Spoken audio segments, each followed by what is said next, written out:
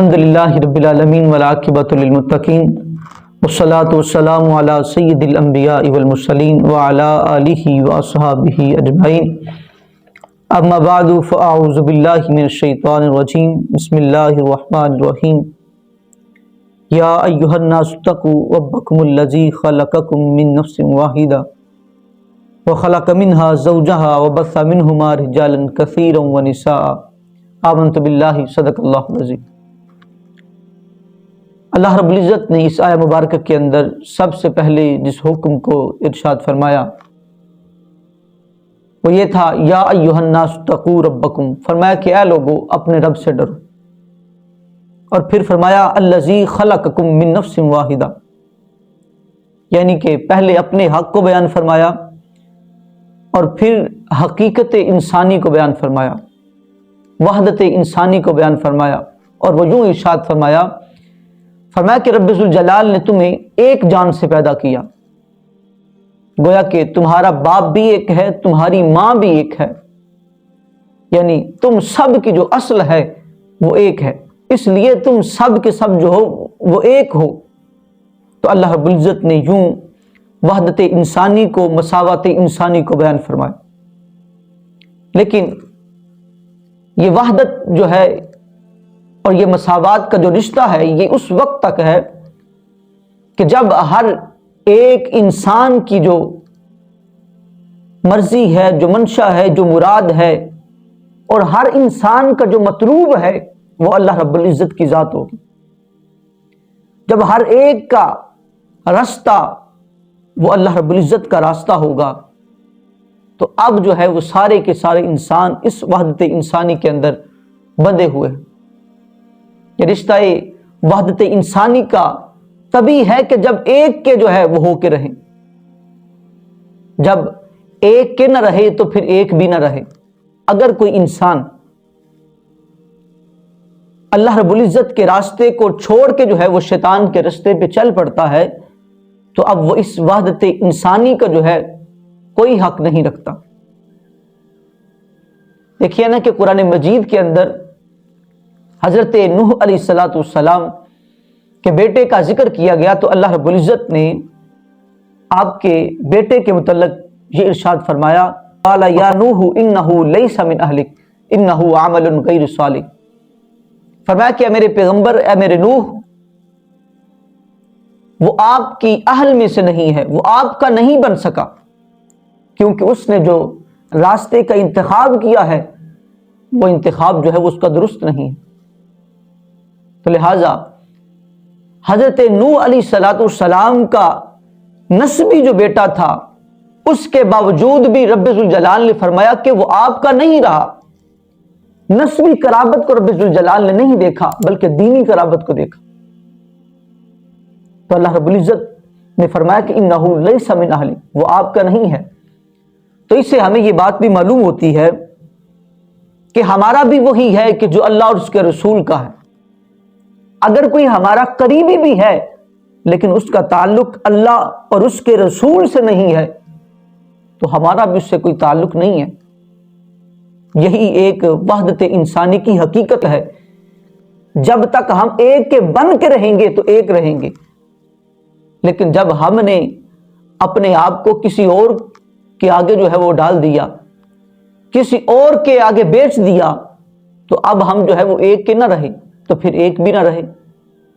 تو اسی لیے اللہ رب العزت نے یہ ارشاد فرمایا الذی خلقکم من نفس واحدہ، فرمایا کہ تمہیں ایک جان سے پیدا کیا، لیکن جب راستے کا انتخاب ہم نے درست نہ کیا تو پھر یہ ایک نہ رہے بلکہ ہم اس وحدت انسانی سے جو ہے وہ جدا ہو گئے۔ اب اس ترتیب سے یہ بات بھی معلوم ہوتی ہے کہ اللہ رب العزت نے پہلے اپنے حق کو بیان فرمایا اور پھر جو ہے حقوق العباد کو بیان فرمایا، یعنی کہ وحدت انسانی کو اور مساوات انسانی کو بیان فرمایا۔ تو ہمیں ترتیب سے یہ بات معلوم ہوتی ہے کہ حقوق العباد کو وہی شخص ادا کرے گا اور حقوق العباد کی پہچان وہی کرے گا، حقوق العباد کو ادا کرنے کے معاملے میں وہی ڈرے گا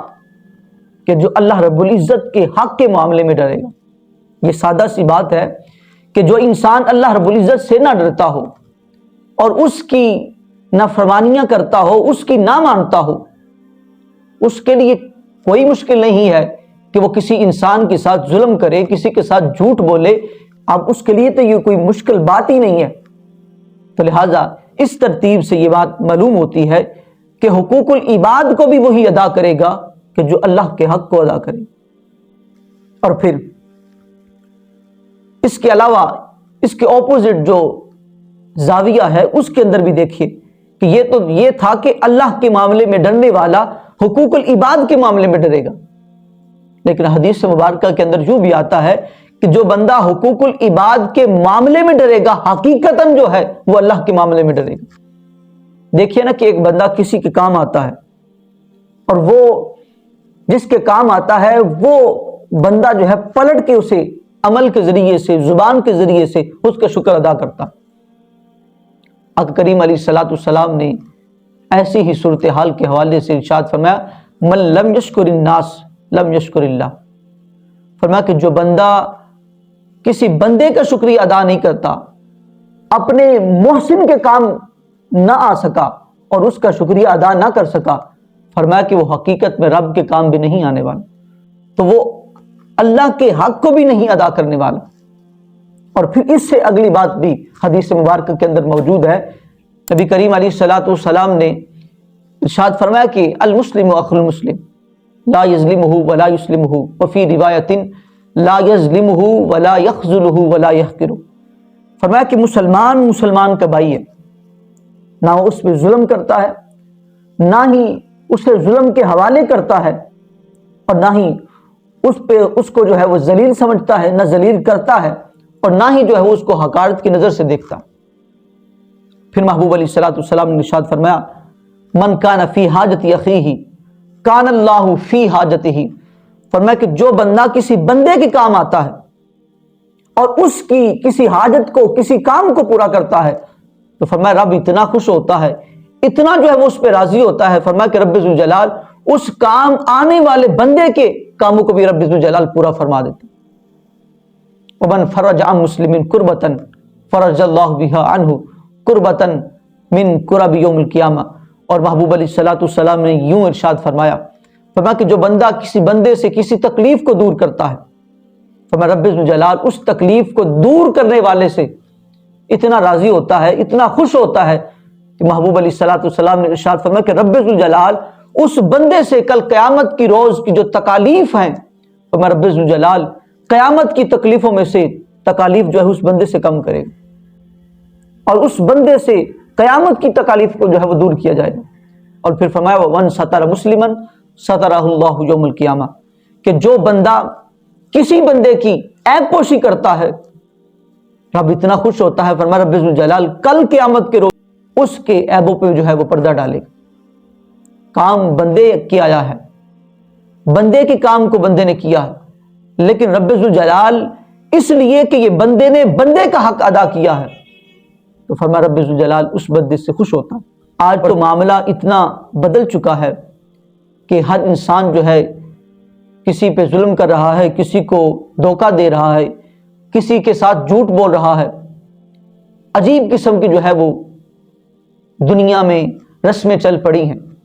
جو جھوٹ نہ بولے اسے جینے نہیں دیتے، اور جو جھوٹ بولے اسے جو ہے برا نہیں کہتے بلکہ اس کو سمجھدار، دیانتدار کہا جاتا ہے۔ یہ ہماری دنیا کا عجیب معاملہ اور عجیب رویہ بن چکا ہے۔ لیکن محبوب علیہ الصلوۃ والسلام نے جو حقوق انسانیت بیان فرمائے اور حقوق العباد کو بیان فرمایا،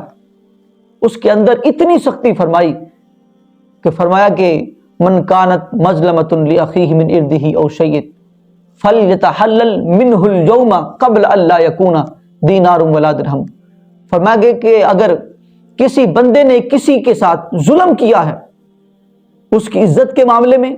اس کی عزت کو مجروح کر کے جو ہے اس پہ ظلم کیا ہے، یا کسی بھی طرح کسی پہ ظلم کیا ہے، تو محبوب علیہ الصلوۃ والسلام نے فرمایا اس دن سے قبل وہ بندہ اس بندے سے معافی مانگ لے، اپنی صفائی کروا لے، اپنے آپ کو درست کر لے، اس سے پہلے کہ وہ دن آئے کہ جس دن نہ کوئی مال و دولت ہو، نہ کوئی درہم و دینار ہو، وہاں تو ہر بندہ جو ہے وہ عمل کے لیے جو ہے وہ ترسے گا کہ کہیں سے مجھے ایک عمل بھی مل جائے۔ اور پھر دیکھیے کہ بندہ ایک گناہ کسی کا بندے کا ہو اور وہ اللہ رب العزت کا حق کا معاملہ ہو تو اللہ رب العزت تو معاف کر سکتا ہے، لیکن اگر کسی بندے کا معاملہ ہو تو بندہ تو اس وقت خود پریشان ہوگا، خود وہ جو ہے وہ یہ چاہتا ہوگا کہ مجھے کہیں سے جو ہے وہ کوئی عمل مل جائے، میں آج کامیاب ہو جاؤں، آج میری پکڑ نہ کی جائے۔ تو جب بندہ خود اتنی کشمکش کے اندر ہوگا، اتنی مشکل کے اندر ہوگا، تو کیسے وہ جو ہے وہ کسی دوسرے انسان کو جو ہے وہ معاف کرے گا؟ بالآخر نتیجتاً یہی نکلے گا کہ اس ظالم کے نیک اعمال کو لے کے جو ہے اس مظلوم کے پلڑے میں ڈال دیا جائے، اور اگر اس کے پھر بھی حساب و کتاب کا معاملہ درست نہ ہوا تو پھر محبوب علیہ الصلوۃ والسلام نے ارشاد فرمایا اس مظلوم کے گناہوں کو لے کے جو ہے اس ظالم کے پلڑے کے اندر ڈال دیا جائے گا، اور بالآخر جو ہے وہ ظلم کرنے والا، وہ کسی بھی انسان کے ساتھ ناانصافی کرنے والا، اس کے حق کو کھانے والا، فرمایا کہ وہ بالآخر وہ جہنم کی طرف چل پڑے۔ دعا ہے کہ رب ذوالجلال ہم سب کو حقوق العباد کے معاملے میں ڈرنے کی اور حقوق العباد کو ادا کرنے کی توفیق عطا فرمائے۔